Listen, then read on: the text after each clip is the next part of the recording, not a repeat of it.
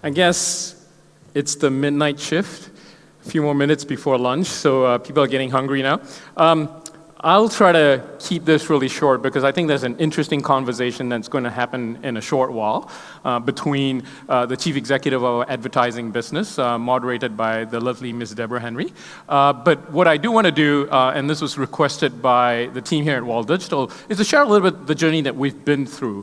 For those of you who have attended Wall Digital in the past, you have heard several versions of our story. And before I go on to tell that story, I do kind of want to thank the Wall Digital team because every time we attend this session, kind of within a year or so after that, there's some real lucrative commercial deals that come out of it, some real lucrative investment deals that come out of it. So a good shout out to the team for putting on a great platform. This year's platform is more amazing than not. So let me start with the journey that we've been through. I put kind of in brackets, disrupted/disruptor. Obviously, our background as a large telco group, we were the original unit or organization that got disrupted. A long time ago, 10, 15 years ago, we had this beautiful product called SMS. Show of hands, who still uses SMS? Are you kidding me? Really? So 3 show hands. Well, there you go. So no one uses SMS anymore. But once upon a time, for most telcos, it was at least 15% of their revenues. For many years, they didn't do any kind of innovation to it. And so you had the disruptors that came along, the WhatsApps, the Messenger, the Facebook Messengers, and the WeChats of the world, and it completely destroyed the business. And so telcos were therefore looking for new ways to create value. And one of the things that we then did was we looked internally, looked at the kind of assets that we had accumulated as a telco group. So if you like, the story of Axiata Digital began right there, right? So this was Act 1, if you like, where there were several versions of experimentation. We deployed a fair chunk of change, about $200 million in total, building and investing in several different businesses. We also set up a fund. It's called Axiata Digital Innovation Fund. And it's now invested in almost sort of 13 different countries, 14 different companies there, including some of the well-known ones here in Malaysia. So all told, we had about, let me do the quick math here, about sort of, well, outside of ADIF, which is our innovation fund, we had 33 different companies, is that right? Yeah, 33 different companies that we sort of built up over time. And then from there was something that we started learning about the businesses that we've built up. Some of them, clearly, we were the right shareholders. Clearly, we were the right operators. Some of them, less so. Some of them, a lot less synergies to be had. So what we then did was we kind of, actually, before I go into that, a couple of things that we also were able to do, we were able to find other investors to join us in the crusade. So some of the more recent ones, PUC invested in our e-commerce business here in Malaysia, announced they're going to pump in 19 million ringgit, which I guess is about $24 million US. Our big one recently, this was the end of last year, our microinsurance business, Bima, they did a round which I think in total was about 100 million. It's 97 million from Allianz, the German insurance company, and then about another 3 million that was rolled over by existing shareholders. So quite a lot of different things that we were able to do, but it's just simply building up these assets and monetizing them.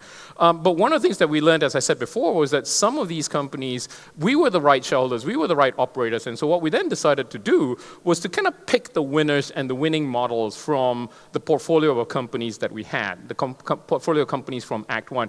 We also, as I said before, looked for businesses that we knew how to drive value creation, the right operators, the right shareholders. And so one of the things that we then wanted to do was to, rather than spread $200 million across a portfolio of 30 companies, really pick kind of 2 or 3 and double down on them and write, kind of equivalent check sizes, but into these very, very large businesses. And so what we then came out to a conclusion on was to sort of streamline it across 3 main verticals. You'll see them represented outside. Boost is our financial services brand. I'll talk a little bit about it in a short while. ADA, the chief executive of ADA, Srinivas, is going to come up here on stage in a short while, and he'll tell his story about Axiata Digital Advertising, or actually we've moved away from that now, called Analytics, Data and Advertising.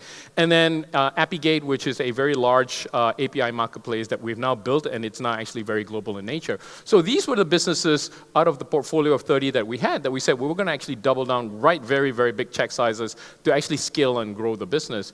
And that was something that we did at the end of, probably about July of last year, actually right after Wall Digital last year, and the results have been actually relatively phenomenal.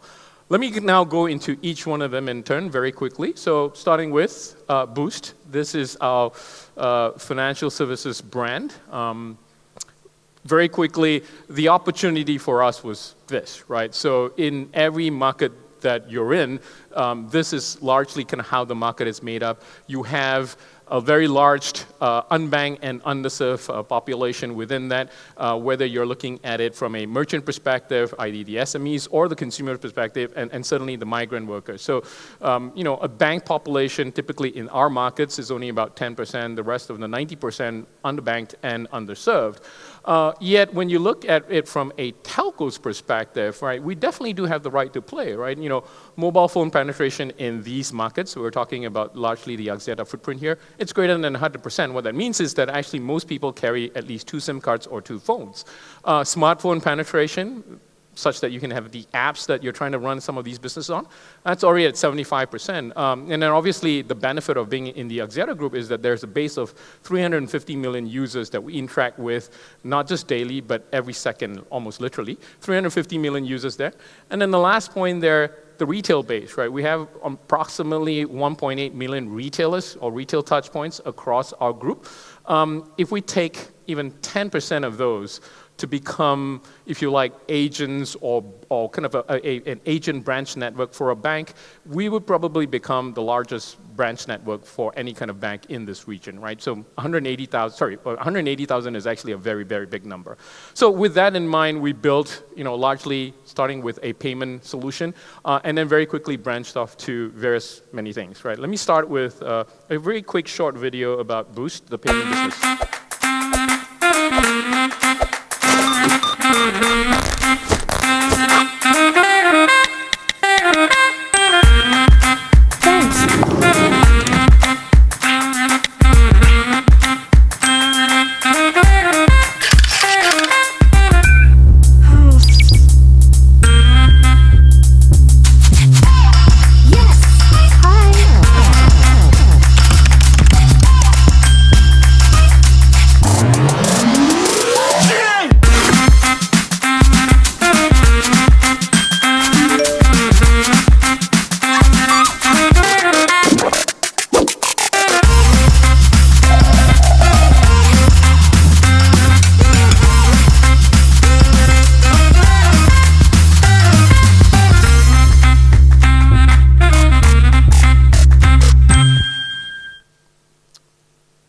So that's Boost in a nutshell. We effectively only launched Boost the wallet in October of last year or so, but it's been a very aggressive push from our side to kind of make this a very big success. So what have we done to date? It has a very large and growing customer base. We are the number one wallet in 2 of our markets. We have about 6.1 million users. That's at the end of June this year. Very strong GTV growth. We're very fortunate that, kind of within the first 6 months of launch, i.e. in October of last year, we crossed the 100 million GTV mark. At our current run rate, we'll probably do about 300 to 350 million GTV for the full year. So it's very exciting for us. Our merchant base, across the 3 markets that we're in, almost 100,000. Actually, as of end of June, it was 95,600 merchants. So approximately kind of today, we probably would have crossed the 100,000 mark now. But the thing is, I want to point out that the merchants are largely what we call the cash merchants, right? So people who typically will use cash in their daily transactions, we're trying to shift that into a cashless behavior.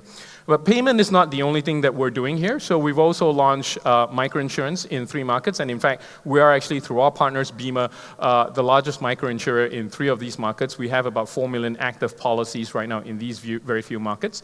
And then very recently, we launched our microfinancing product.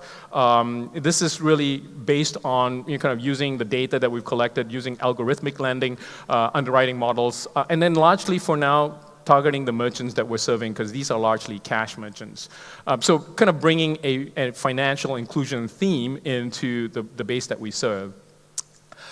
Next, very quick shout out on ADA, and I will reserve a lot of the discussion to Srini in a short while. But ADA, that's our advertising portfolio.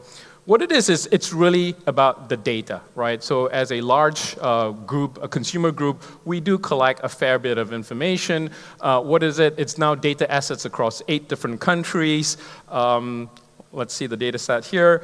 So device collection of about 280 million daily, on a daily basis, about 41 million, and then raw attributes, which very quickly flash through, of all sorts of different slices and cuts that we have information on, right? So this is sort of an amalgamation of all the data that we've kind of collected as a kind of large consumer business across all our digital portfolio that we've built up in the past. And so for advertisers, these are actually quite interesting attributes for you to kind of use to target.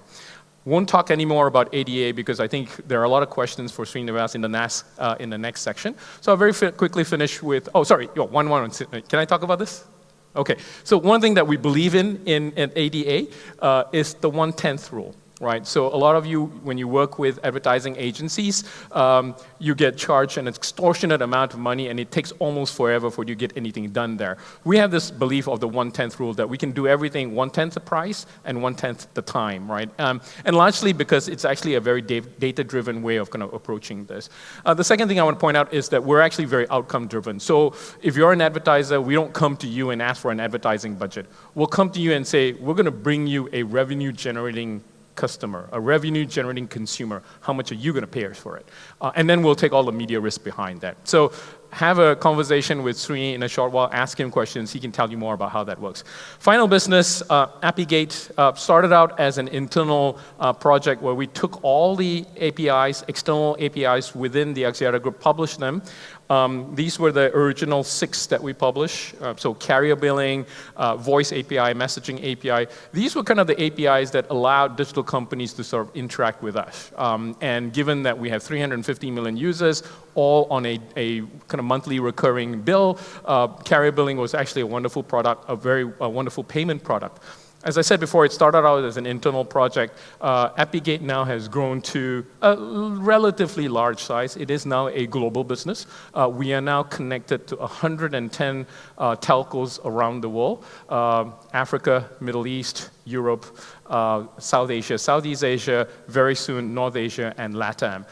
So with that, if you add all the consumer base of that 110 telcos, our hub now is connected to 3.1 billion users around the world. That's a very high penetration in terms of all the all the mobile phone users around the world.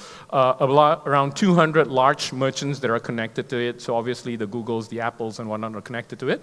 But I also want to point out that there's also 10,000 developers, small startups that are also plugged onto it, and a large number of those guys are actually using us for carrier billing because payment systems are actually very, very broken in our markets. So that's Appygate. Let me just end with a quick kind of promotional video from them. Take about 30 seconds.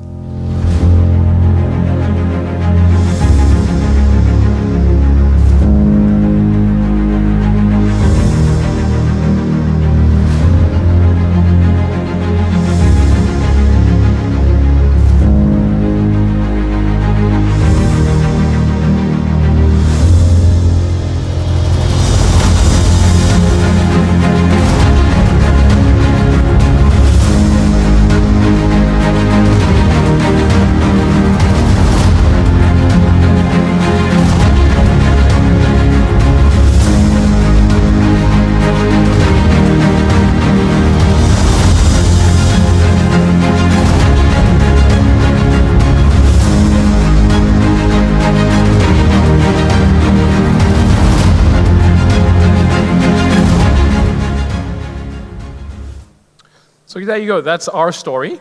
I guess maybe what I'll end with is sort of 2 messages. One is for the startups that are out here today, please do come and have a conversation with us. I think, as I mentioned right at the start, in 4 years that we've been participating in Wild Digital, we've actually benefited a lot by interacting with a lot of these startups. Some of the guys who are on the pages that you saw right at the start, actually came from conversations that we had here.